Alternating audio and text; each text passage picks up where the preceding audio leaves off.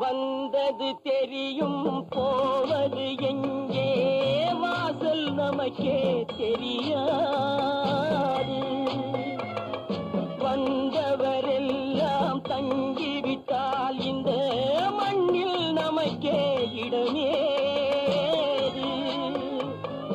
வாழ்க்கை என்பது வியாபாரம், வரும் ஜனனம் என்பது வரவாகும், அதில் மரணம் என்பது செலவாகும். போனால் போகட்டும் போடா,